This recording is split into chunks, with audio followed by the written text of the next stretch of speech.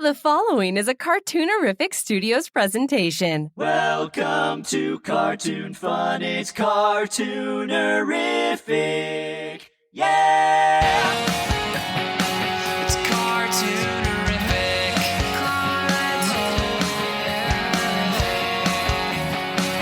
Cartoonerific. It's Cartoonerific.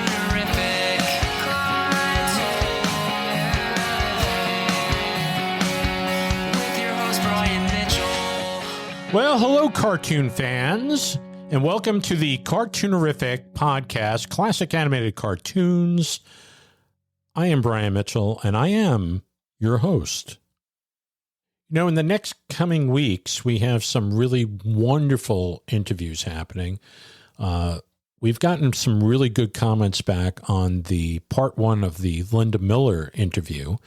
And of course, today will be part two. But I want to thank everybody that's written in and told us that they've really enjoyed this interview. And I hope you enjoyed the second part.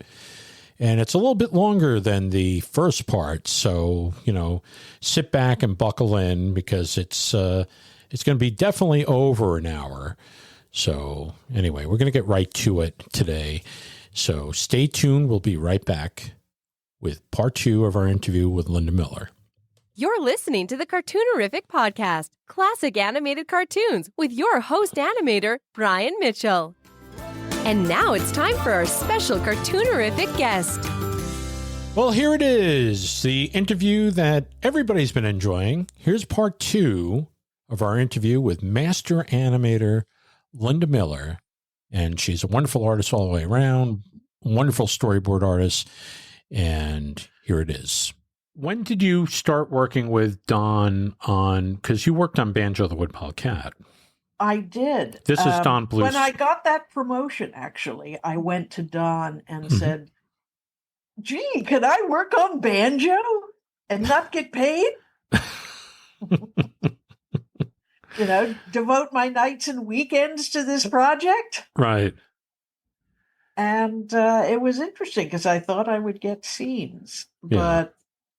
But what he did was invite me down to his house where, you know, where he'd essentially given over his house to Banjo. Right. This was in Culver City. Yeah. Yeah. Exactly. Over near Tito's Tacos. And I got a little setup, and he gave me his scenes to in between. Wow. And that was a masterclass because Don animated in curves. So you couldn't just in between his stuff. You had to figure out the curve and animate along that. Right. And you had to distort, and, you know, you had to make it look like something was moving in three-dimensional space. And it was, you know, it was some of the most useful work I'd ever done. Right. Wow. Yeah. And when I taught animators, I taught them that. And I would, you know, taught them how to, you know, sort of make that work. Right. Because Don is the most lyrical of animators. Yeah. He hasn't animated in quite a long time, though. I mean, when he did when he was working on Secret of NIMH, he maybe did a few scenes, right? The sword fight and yeah. Yeah. He did animation at the end of An American Tail, and that's kind of the last I can think of. We did that thing in Xanadu. Oh, that's right. Yeah. He animated the whole thing, didn't he? Pretty much. I did. I'm just going to say did one scene. It was like one move of the male character. Right. And I got a screen credit on Xanadu, which is, you know, sort of the scarlet letter these days. Yeah. But it got me into the Motion Picture Academy. Oh, very neat. The just just in case people don't know, I'm just going to, Don Bluth animated 2 minutes to a song called Don't Walk Away in Xanadu. Yeah. And they didn't record it to a click track. So Jeff Patch had to Reverse engineer. Every beat on the X sheet separately. Wow. He had to find the beat. Yes. And that was a mess.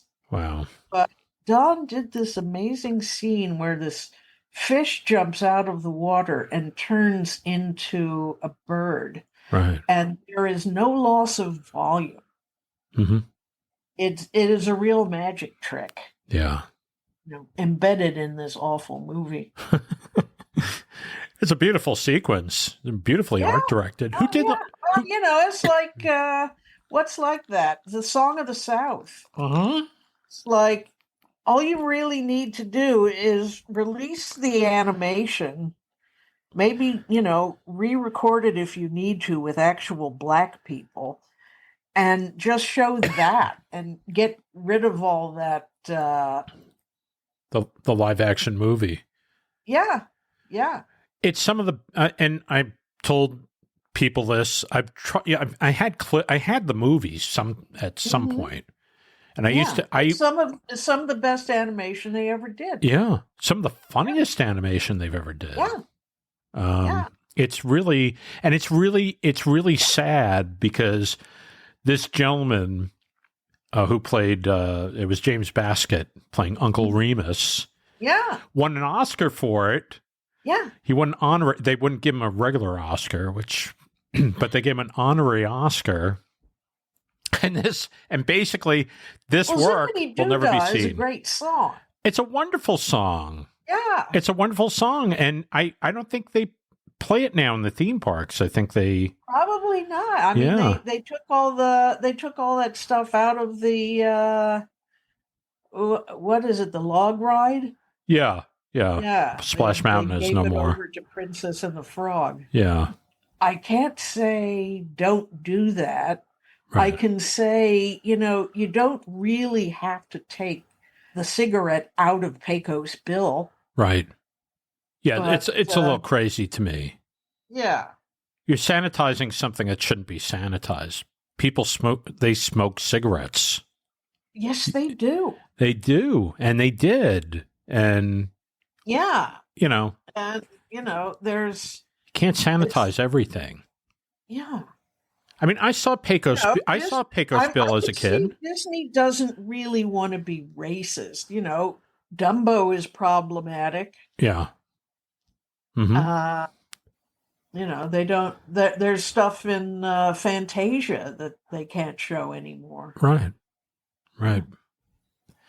I think if they really want to play the political correctness card, I think they should just put a disclaimer on at the beginning and just leave it at that. Just say this was, and they have done that. This was produced at a time where, yeah. There's the occasional bit of Jew baiting. Yeah. There's a little bit of everything. Oh, yeah. There's a little bit of everything. And so... see Hitler above. Yeah. There, Ward Kimball did a short called Toot, Whistle, Plunk, and Boom.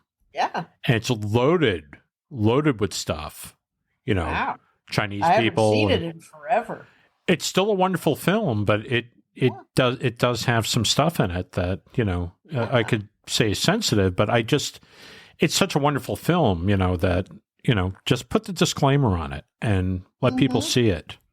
You know? I'm sorry we're making fun of you guys, but, I'm sorry. Yeah. Well, they make fun. Basically, they've made fun of everybody, so it doesn't really. Yeah. I don't know if it evens out, but hey. No, it doesn't. It doesn't. What was the last film that you worked on at Disney before you? Because you walked out with Bluth, I think the next day. Yeah, right? we were on The Fox and the Hound. In fact, the day I quit, and the day we all quit, right. I was upstairs. I had my resignation letter in my hot little hand. Right. And I got a phone call from Ed Hansen, Mm-hmm. and he wanted to see me. Right. So I came downstairs, and Lorna and Vera were sitting in the little anteroom Mm-hmm. and Ed's office because they were going to be the first. Right. And I went past them and into the office, and I asked Lorna later, what did I look like? Yeah. And she said, "You were white." I can imagine. Yes, Yeah. because let's see, Ed was in there, and the three directors of So the Fox, Art Stevens, Art Stevens, and oh God, what Ted was his- Ted Ted Berman, Berman, and Rich. and It was Dave Mitchell. Dave Michener. Dave Mitchner, yeah. Okay. All right. And what they wanted me to do Mm-hmm. was take all of Don Bluth's scenes and animate them myself. Because he was doing all the work on the old lady. Yeah. Which were really wonderful scenes. Oh yeah. Yeah. And it was one of those angel on one shoulder, devil on the other moments. Yeah. But I also knew that I can't do that. Right. So I said, I am really sorry. Yeah. And I just handed them my letter, and they all their faces fell.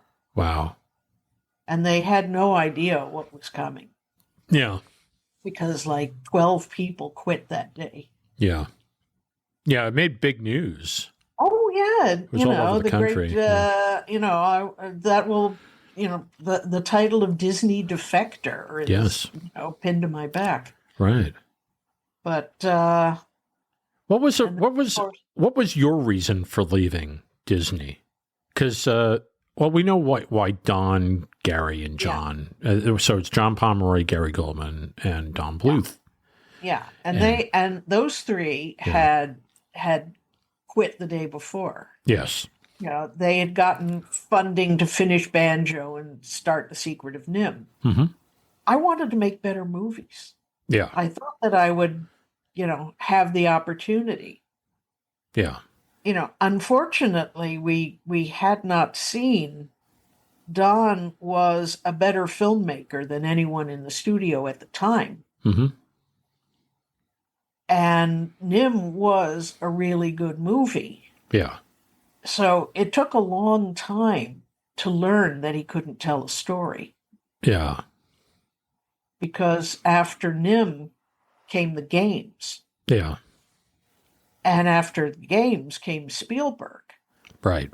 So Don wasn't working on his own until after those films. Right.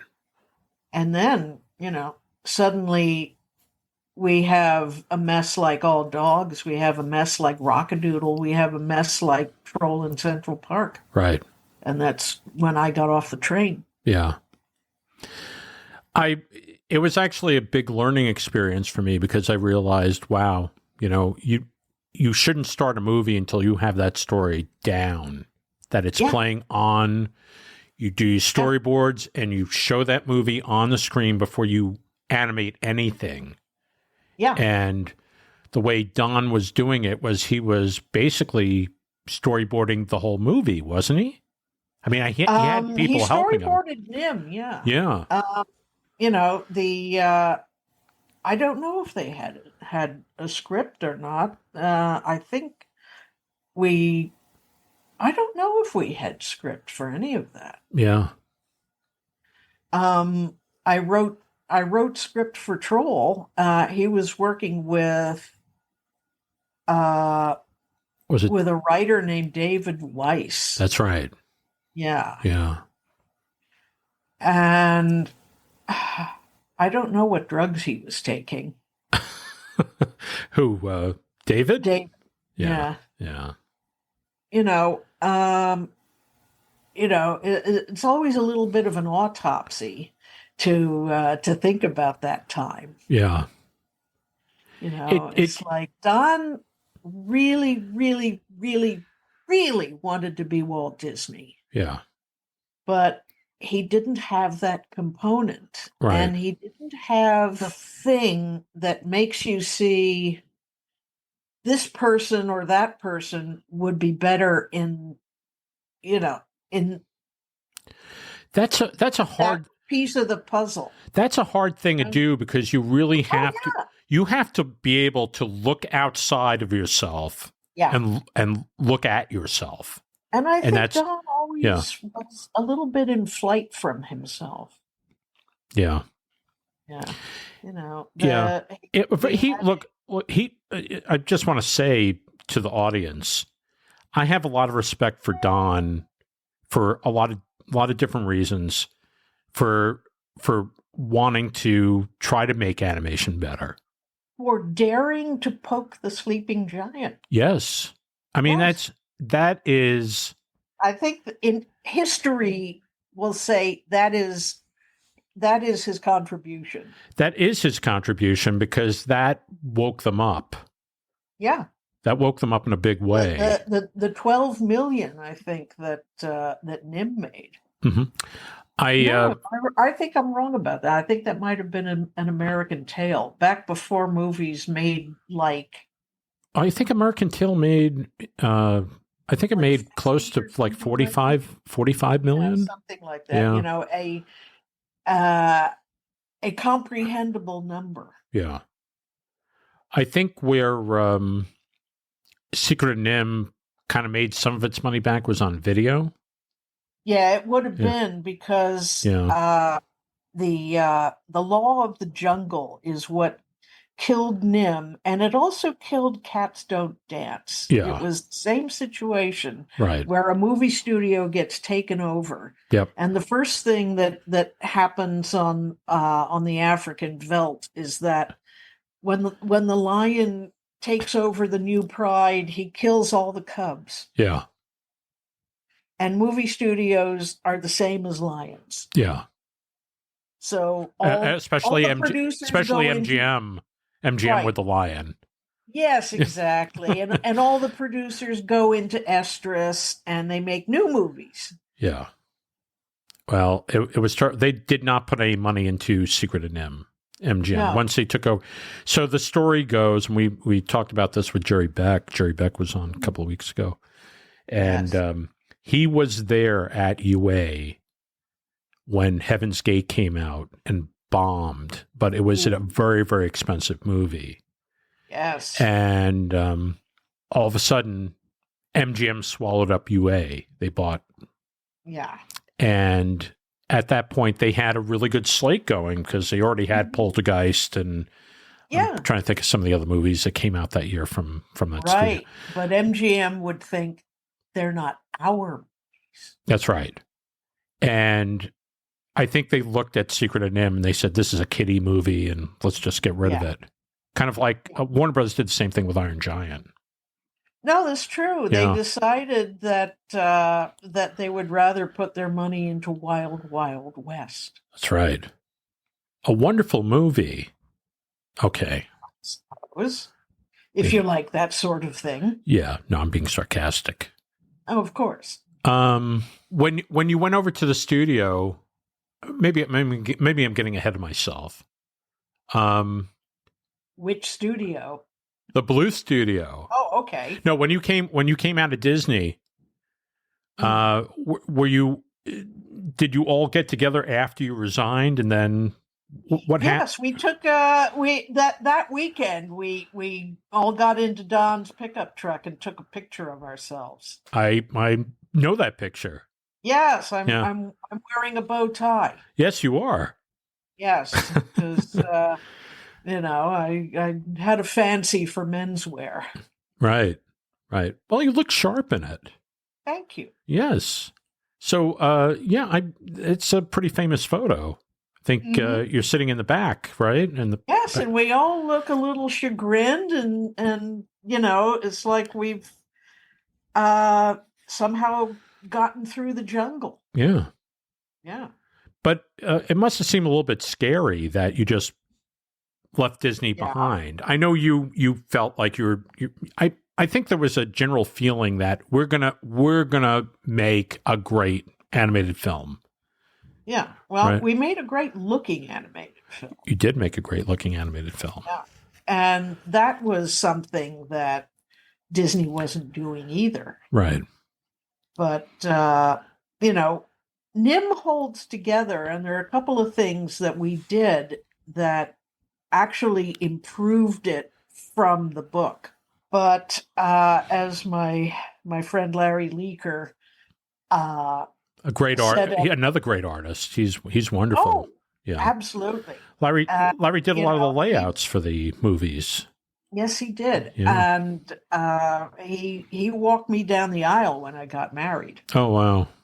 He's sort of the brother I never had. Wow. But anyway, you stay in touch with him, do you? Oh, yeah. Yeah. Tell him I said hello. Oh, I will. Yeah, I have a lot of respect for him. I thought he was. Oh, yes. Yeah. He's. Has he been on your show? Not yet.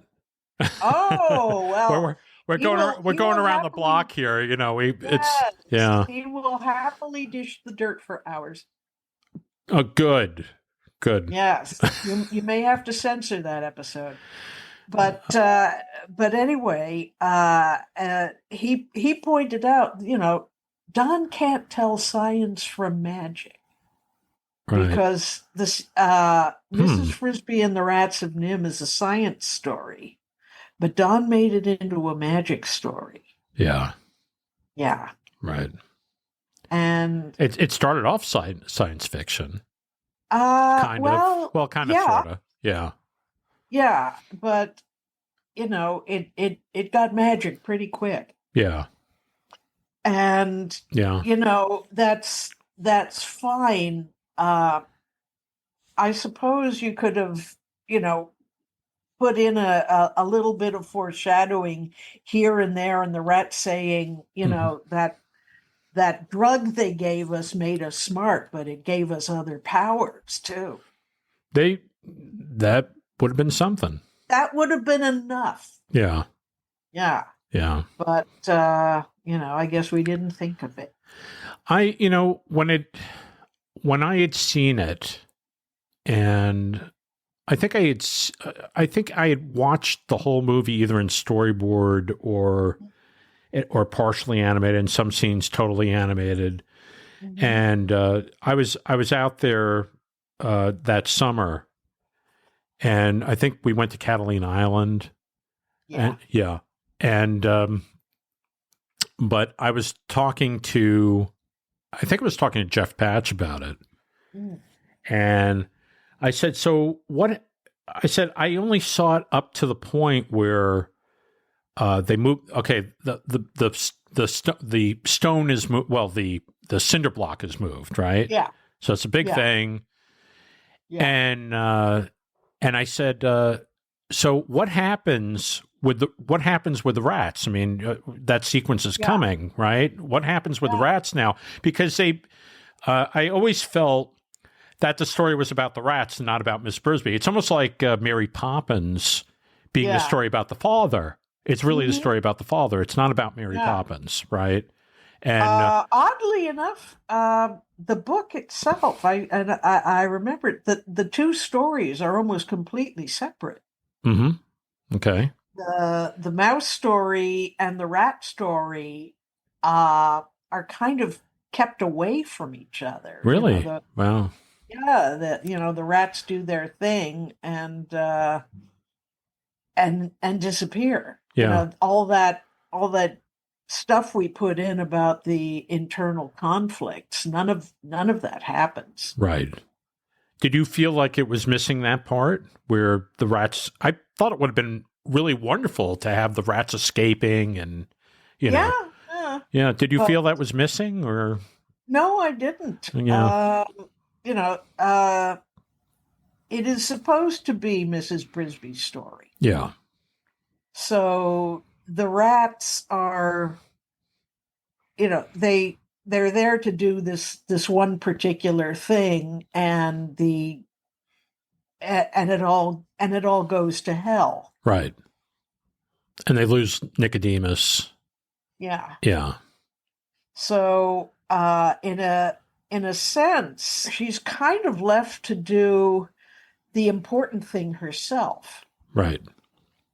I suppose in a different kind of movie, she would, I don't know, she would make some kind of psychic connection with her late husband and start ordering them to rebuild the crane. But that's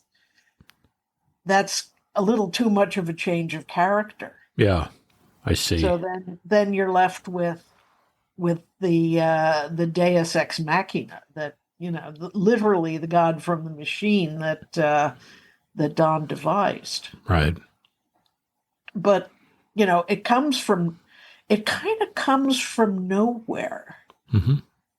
You have the indications that they have psychic powers or telekinesis or something, Mm-hmm. but you don't really see it. I'm just kind of thinking that there's a scene in Empire Strikes Back where Yoda moves the spaceship, and it's almost the same. Yeah. Yeah. And I'm trying to think, when did Empire come out? Empire came out, and I know this because I was on the set. That happened before we left Disney. Oh, okay. All right. Yes, because I was dating Craig Miller, Mm-hmm. and we went to England to put together an exhibit for the Worldcon that year, Mm-hmm. of props and production paintings and costumes and all kinds of stuff, and it was swell. We spent a week on the Elstree set. Right. And Oh, wow. it was it was the Dagobah set. So I can tell people I've been to Dagobah. I was one of the first civilians to see Yoda. I met the guy who designed him, Stuart Freeborn, who basically created a self-portrait. Right. Was I guess Frank Oz was there, or was he not? He wasn't there, but I met him on a mixing stage later when he was doing Yoda's voice. Oh, wow. Yeah, I was very close to that, Wow. and Very neat. I remember how disappointed I was in Return of the Jedi. Yeah. Interesting. 20 years later, I was I had like 3 storyboard guys for that I was directing through an episode of Dilbert, Mm-hmm. and Sony put on a screening of The Phantom Menace. Oh. And these guys, Mm-hmm. they were in their 20s. They had waited all this time for Lucas to do another Star Wars movie. Yeah. They had lived in hope of it. Mm-hmm. And I didn't go because I think I had some kind of presentiment of what was going to happen. Yeah. But they did. And when they came back, they were angry, disillusioned men. Yeah. If they had encountered George Lucas on the street outside, I think they would have beat him up. Wow. Yeah. Wow. Yep. It's interesting. It's interesting how these. Good for them. Disillusionment, man. You should get it early. Yeah. Get it over. Wow. How long did you stay at Bluth Studios? You said you okay, so you went to Ireland, right? I went to Ireland. I came back from Ireland. Right. And I left, I think, 1990. Wow. They were in production on Troll in Central Park. Yeah. And it finally came to me that I really didn't need Don's permission to write. Yeah. Mm-hmm. So, having discovered that, I left. Yeah. I worked on a couple of projects subsequently Right. because I got in a project to design and animate characters for a Japanese theme park. Oh, And okay. I designed them. I'd actually started as a character designer on Rockadoodle.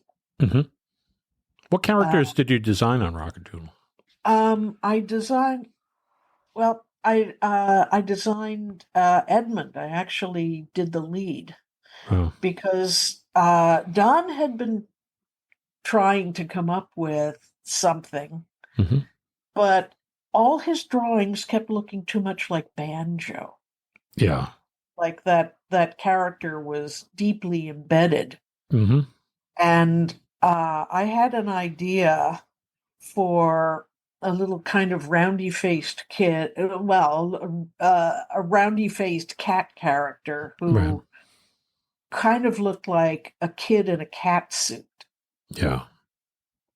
And they said, that will work because that kind of shows that he's not quite a real cat. Right. Right. That's interesting. Yeah. I'm gonna go. I know we're bouncing around a lot. When you came off Secret of NIMH and you were working on the games, we talked about that. But yeah, actually, there was a little bit of an interruption because we had started on an adaptation of East of the Sun, West of the Moon. Yeah. But we had to stop that because we ran our funding body went bankrupt. Right. And so, Don Bluth Studios went bankrupt. Yeah. Yeah. And there would be no trace of us if these three guys hadn't come in with this idea for a video game. Mm-hmm. Was that I'm just trying to think how this worked. Dragon Slayer. Yeah, Dragon Slayer and Space Ace. Mm-hmm. And Dragon Slayer 2. Right. Which was finished years later. Yeah. Because once again, they ran out of money. Well, no, we were stopped by a court order because the two previous games had made all kinds of money. Right. And one of the partners who manufactured the games was in bankruptcy. Was that Rick Dyer? So, Rick Dyer, yeah.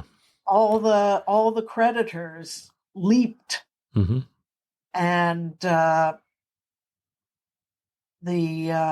whole business was shut down so that the creditors could get paid. Wow. So, there's a life lesson: never get into partnership with somebody in bankruptcy. Yeah. Who knew? Wow. Crazy. Yeah. So the studio basically shut down after that again, right? Yeah. We came up with a lot of pitch ideas. Right. But really what saved us was Steven Spielberg. Right. How long did that take? What is his name? Kirshner? Yeah, Dave Kirshner. Dave Kirshner, yeah. They came in with this story about an immigrant mouse. Right. What'd you think of that? It was a real story. Mm-hmm. It was a real story. Yeah, we could do that. Right. Working for Spielberg really got up Don's nose. Yeah. Because Spielberg knew story. Yes. He could do the thing that Don couldn't. Yeah. Don's a very talented guy. I'm going to say it again. No, he is. Very talented guy. It had a ceiling. Yeah. You know, Mhm. I would have to say up to the level of sequence director. Yeah. He was untouchable. Yeah. We were talking about Chuck Jones before. I'm just going to say this. Chuck Jones was dynamite at Warner Brothers when he had a good story. When he had a good story and a good team. Right. And when he used to work with Michael Maltese and earlier with Ted Pierce. When Michael Maltese left, he was floundering a little bit. But they brought in another guy, John Dunn, who was actually a good story guy. Mm-hmm. But yeah, you're right. When he left Warner Brothers, or actually was fired from Warner Brothers. Something about the chemistry of that group of guys. Yeah. Sort of, like the Beatles. Yeah. That's a good point. Yeah. Yeah. It was something about those guys. I took a class with Maurice Noble years later. Wow. He was in his 90s and wearing these prisms so he could see. Yeah. And he said things about storyboarding the Warner Brothers cartoons that I very much took to heart when I, as I made a living as a story artist for years and years after. Yeah. And it was really very simple. And it was like all the fancy cinematography is for transitions. Yeah. You play the game. You play the gag as plainly as you can. Mm-hmm. They get it. Yeah. And that's practically all you need to know. Right. Yeah. Something that I wish they had told Spielberg for Animaniacs. Yeah. You're right. That was my problem. Because when I was storyboarding, I was keeping it very simple. Yeah. For the interplay. And they would want put no. I want over the shoulder shot. I want them to be shot from below or something like that. Right, right. Yeah. This is one of my. You can watch the camera or you can watch the gag. You can't perceive them both. Right. The human eye is. I was at the Ghibli Museum a few weeks ago, right? And they have these. Automata that work with strobe lights to show all these wonderful cycles. Mm-hmm. The things spin, and the strobe light works in unison with it. Right. So, I was explaining to the people I was with, who are not animation people, that the human eye is actually kind of a slowpoke. Yeah. It is. And all these illusions work because of that. Right. And that's what animation is a one big illusion. No, absolutely. It's a magic trick. And that is kind of the thing I love about it. Right. And one of the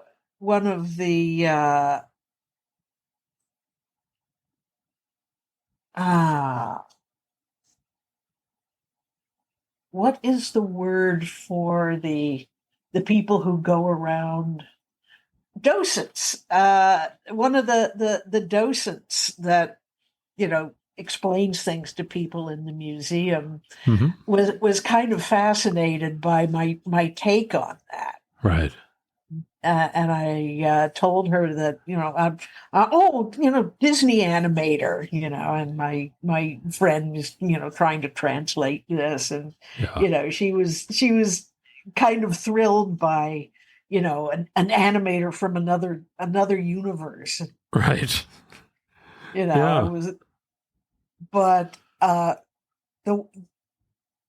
It's a superpower over there, the ability to draw little cute things. I went to an installation that was really cool. Yeah. rooms and rooms of these wonderful moving illuminated panels, and one of them is full of these silhouettes of fish that people draw on, and they drop it into this virtual ocean, and they all swim. And of course, I'm kind of a ringer sitting down at this little school kid's desk with my brush pen. Yeah. But I draw a monkfish. Yeah. With spots on it, and I jiggered the perspective so that it had two eyes. And when and there's people that operate these things so that they they sort of swarm around, and they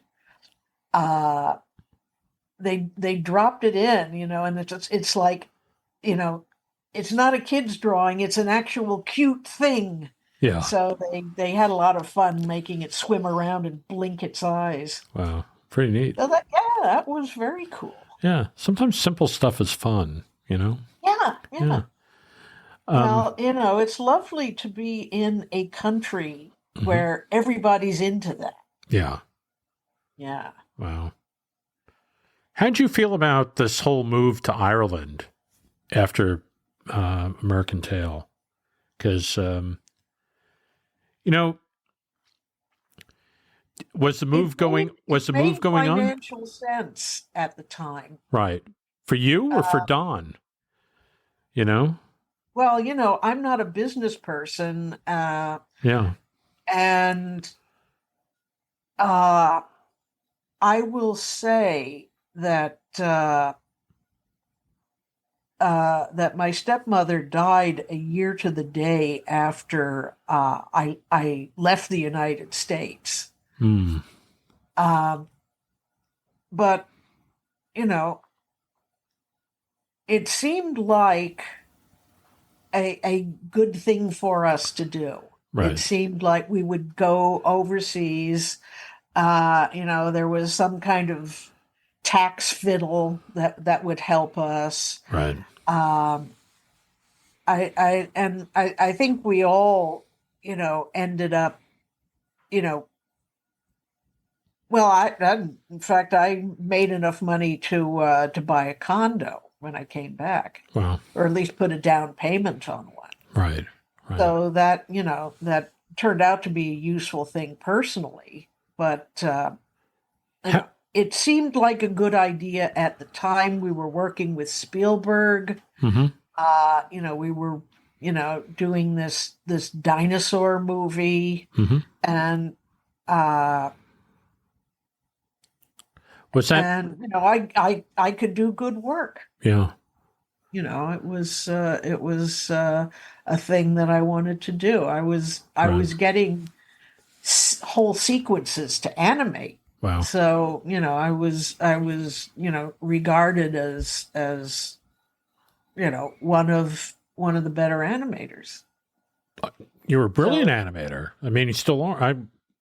You still animate? No, I don't. I haven't in years. Wow. When was the last thing you worked on? Was that with Bluth or? Oh no, I've done Animator here and there. I did a little of, I would do occasionally a little emergency animation on like Sophia or Fancy Nancy. Oh, okay. I did some boarding on both shows. Right. But nothing really elaborate. Do you miss it? I don't. I heard somebody else say that. Yeah. And the boarding, I mean, the stuff I'm doing right now, it's not animation, but it's, the macrocosm instead of the microcosm. Right. So you're in charge of the whole thing. Yes, exactly. Yeah, that, I never thought that I would appreciate that going from, because I always wanted to be an animator. And then, we're talking about Bluth on Troll in Central Park, and I just there was a moment there where they needed to gag up a section. Mm-hmm. And so I was offering up some ideas, and I felt it was really helping, And Yeah. I think it was that point where I said to myself, maybe this is where it should be. Maybe I should be just coming up with ideas and stuff and doing that, Well, I was, one of those too smart little kids, Mm-hmm. and I grew up to be one of those too smart people, and I use words. Yeah. My vocabulary got me a scholarship. Yeah. I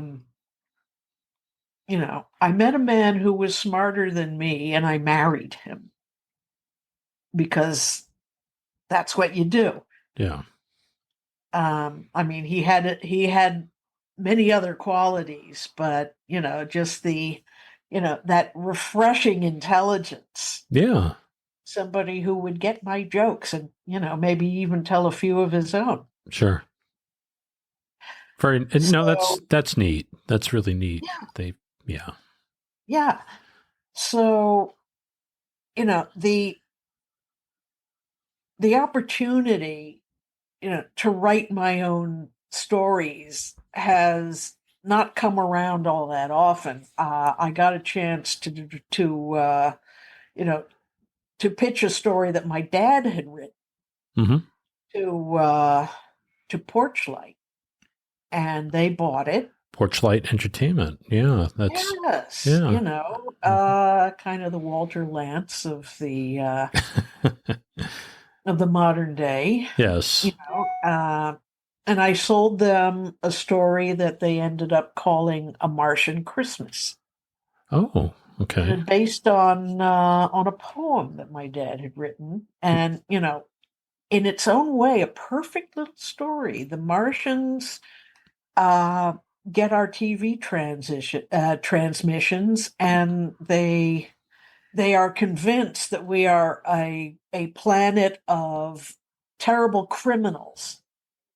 So they dispatch a flying saucer to blow the place up. But instead, they meet Santa Claus and learn the true meaning of Christmas. Right. So they scrap the mission, and they ask Santa if they can come back next year and help him with his deliveries. And he says, I won't stop there. Next year, I'll bring Christmas to Mars. Wow. That is a perfect little story. Yeah. Kind of cool.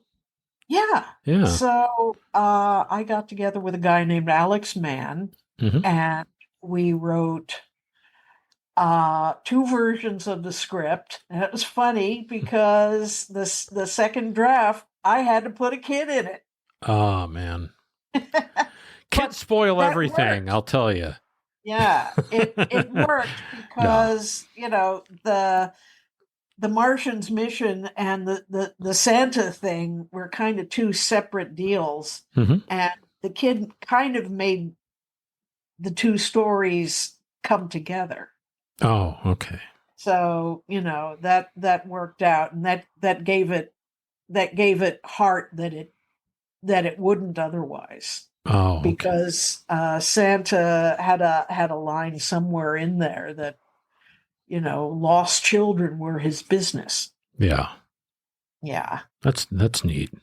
Yeah, and Alex said, "Ooh, that's the heart of it." Yep. Yeah. Absolutely. Yeah. So it's little stuff like that makes it.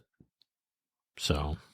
Yeah. So, now I'm doing something with a kitty cat and a lot of violence. Tell us a little bit about that, because Yes. Well, this now we're talking about the now.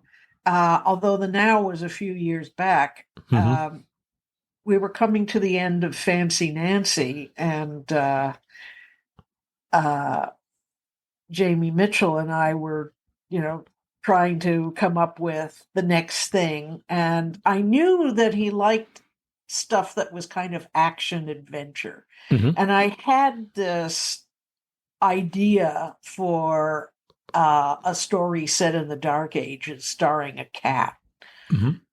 And I held on to it for a really long time. And I pitched it to him, and he said, I like it, but I need it doesn't feel quite relatable.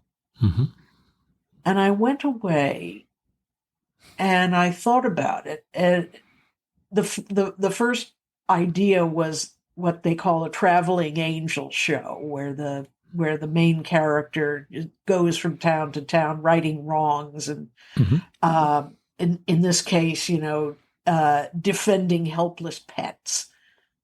But I went back and thought about it, and I thought, what is relatable?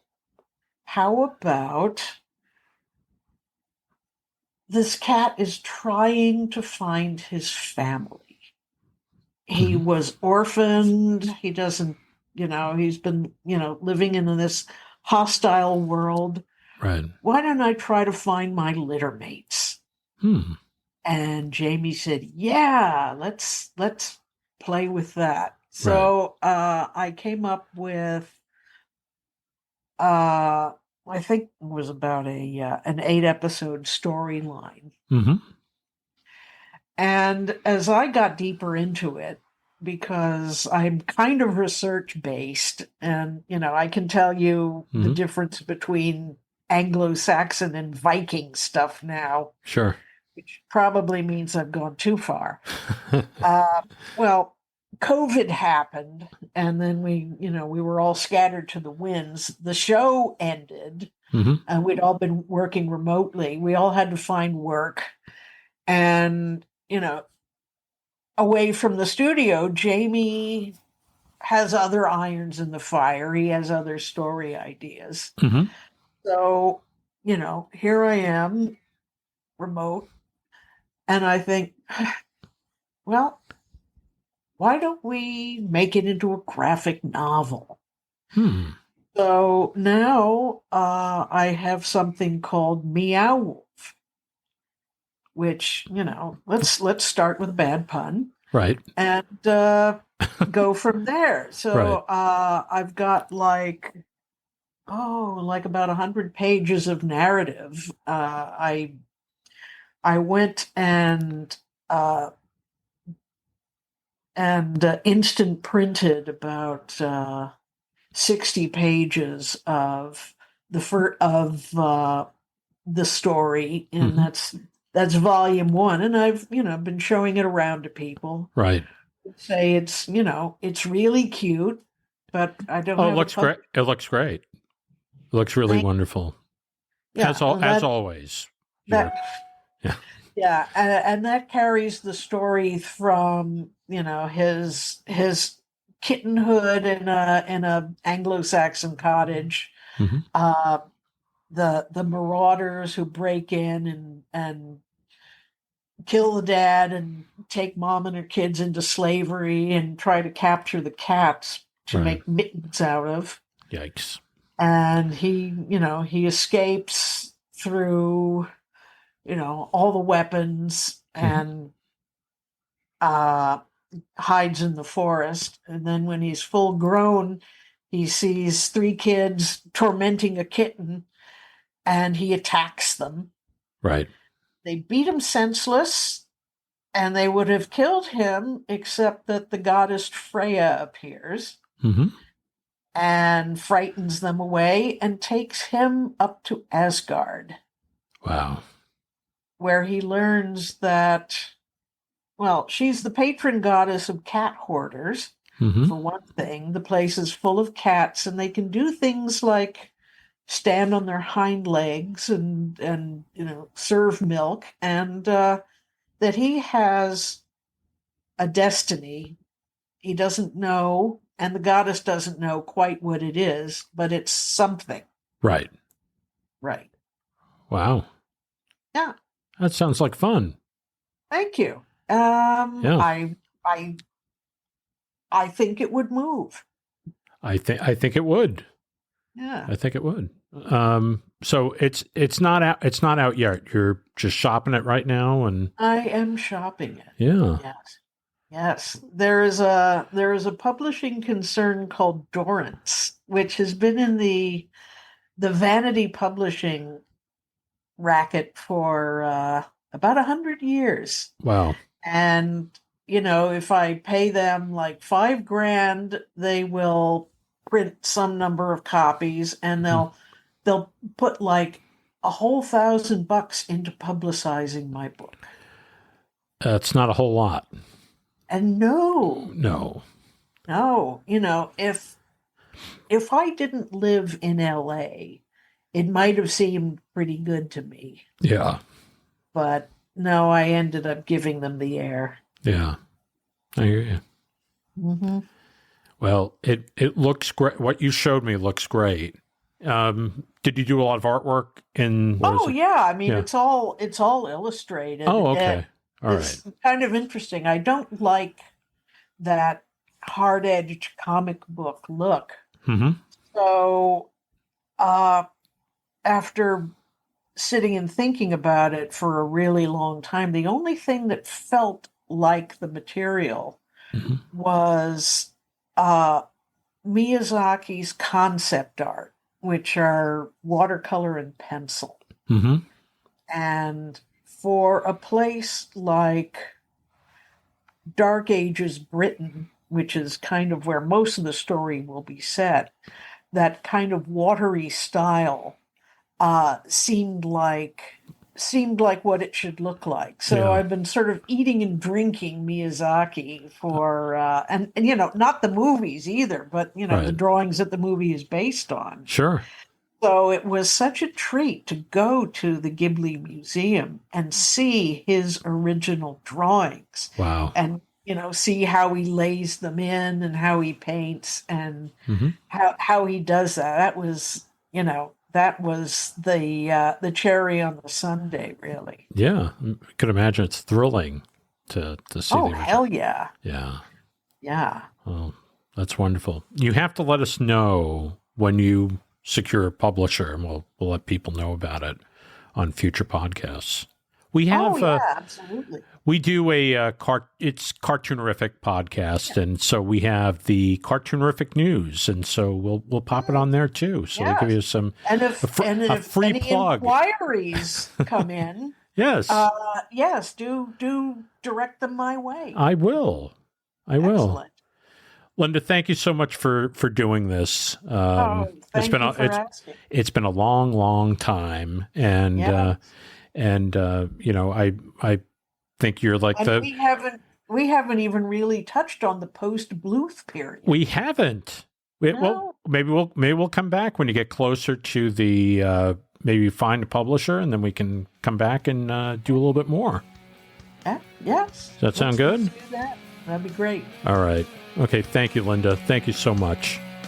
All Thank right. you. Take care. Do you have any questions or comments about the podcast? Please email Brian at cartoonerific.com. Your email may be featured in one of our future shows. Hey. Anyway, thank you, Linda Miller, for that wonderful interview. I enjoyed it, and I know a lot of you did too. So stay tuned, because Linda will be back sometime in the future. We're going to talk about all the wonderful storyboard and design work she's done since, and that should be very interesting. So stay tuned for that. Well, if you enjoyed today's podcast, we got a whole bunch of guests lined up over the next weeks and months here on the Cartoonerific podcast. And if you want to find out who next week's guest is, tune into the Cartoonerific News. That's hosted by Marjorie every Tuesday night. She's doing a great job with it, by the way. And she will reveal next week's guest, next Friday's guest on that show. It's only a 4 or 5 minute show, so please check it out on Tuesday night. Anyway, if you really like what you're listening to, please go to your favorite service and subscribe. We're available everywhere. YouTube has us. They're probably annoyed because we threw up there about 75 episodes. So anyway, check us out everywhere. And if you're comfortable where you're at, just stay there. Anyway, if you really like what you're listening to, tell a friend. Or if you're on our Facebook page, we are on Facebook, the Cartoonerific Classic Animated Cartoon podcast page, and share some of these posts with your friends. Let them know about us. Anyway, I want everybody to have a great day. Why don't you have an excellent week, and thank you all for tuning in. This has been a Cartoonerific Studios presentation.